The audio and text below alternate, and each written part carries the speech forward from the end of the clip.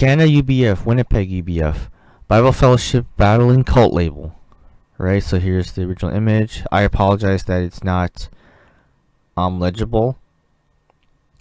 It is legible, like, if you restore it to the original size, but if you try to zoom in, it's not very legible. So I apologize about that. But however, I did make a transcript, which I will read right now. Right, Bible Fellowship Battling Cult Label. This was in the Brandon Sun paper, located in Brandon, Manitoba, in Canada. Published Sunday, June 3rd, 1990. Page 21, by Glenn Johnson. Canada Press. That's the newspaper company. Bible Fellowship Battling Cult Label. Is it a cult or a cultural misunderstanding? Some educators say that the University Bible Fellowship lures impressionable students into a mind-controlling cult and is not welcome on campus. But the fellowship, which has many missionaries of Korean descent, blames its troubles on cultural misunderstandings and conflicting religious beliefs. We are a Christian group. We are Presbyterian in background, and we believe the Bible is the Word of God. Fellow co-founder Sarah Berry said in a recent interview from her office in Chicago. We've been called fundamentalists because of that, but we don't have any strange doctrines. So let me stop here and give some kind of commentary.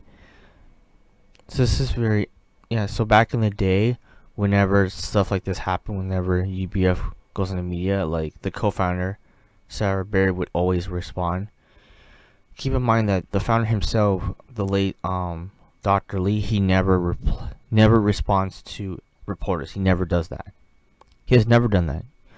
From the beginning to his death, he has never ever done that. He always sets a representative before him, which is a little crap. Excuse my language. And by Presbyterian background, yes, this is half true. Yes, UBF was originally part of the Presbyterian Church, but they broke off from the Presbyterian Church back in the mid-1970s. So by the time this happened, they had broken off from the Presbyterian Church.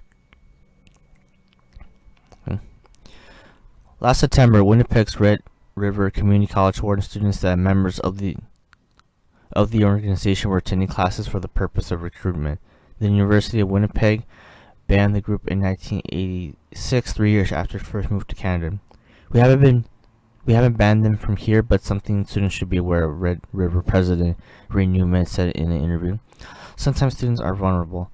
The University of Manitoba escorted some group members off campus after an incident last fall, but Newman said he hasn't received a complaint about the group yet and plans no action unless he does. Gordon Gipsy of the Manitoba Cult Awareness Center says students are generally approached by two people who ask if they're missing something in their lives. They are then invited to join a Bible study group.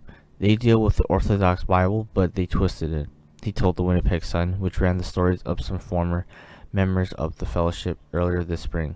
They want to control. They try to rule out TV, reading newspapers. They want them to reject family and friends. Barry insists the allegations are untrue.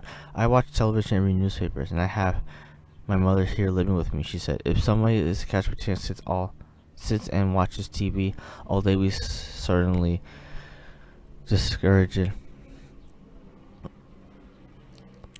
Okay, so another side note here is that UBF discourages members, even to this day, to watch TV, read newspapers, go to social media, and the internet for that kind of thing. The reason why UBF frowns upon it because they don't want members to do their own research and find research about UBF and discover the truth about them, what they cover up, in the fear that they'll leave. They still do this to this day, right? And it's also a double standard as well, because they don't want the shepherds, senior shepherds, doing these things, but yet the founder, the UBF quote unquote missionaries, they would like watch TV. They would tend to be casual with things whenever they can, and do have some luxuries, but yet members cannot.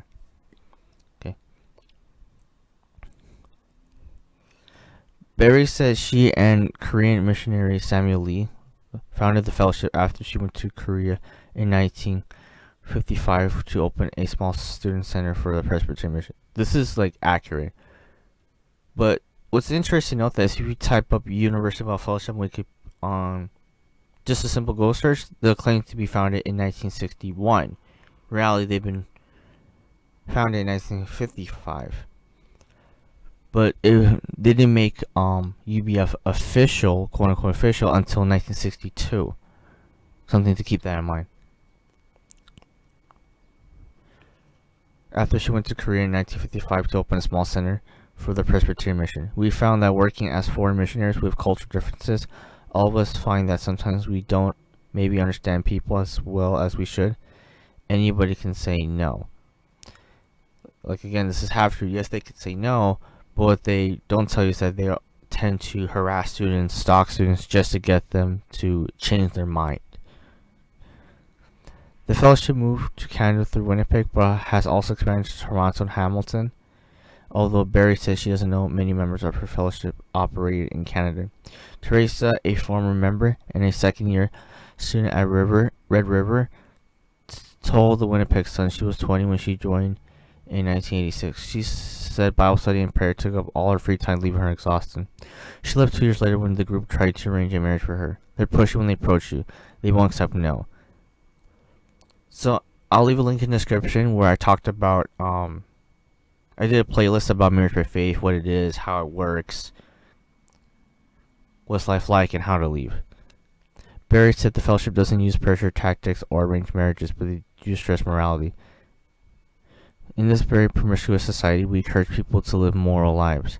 We don't encourage pointless dating. If someone indicated they would like to be introduced to someone to be married, we've introduced them. They don't have to marry them. Maxine, another forum member, told the newspaper she left the organization because it tried to control every aspect of her life, including the way she dressed and wore her hair. Once they get you, and you've been there a while, you've become so committed it's hard to get out, she said, adding that the fellowship became like a family to her. Barry acknowledges the group has had a lot of bad press. If we are criticized because we try to live a Christian lifestyle in a unchristian society, then so be it.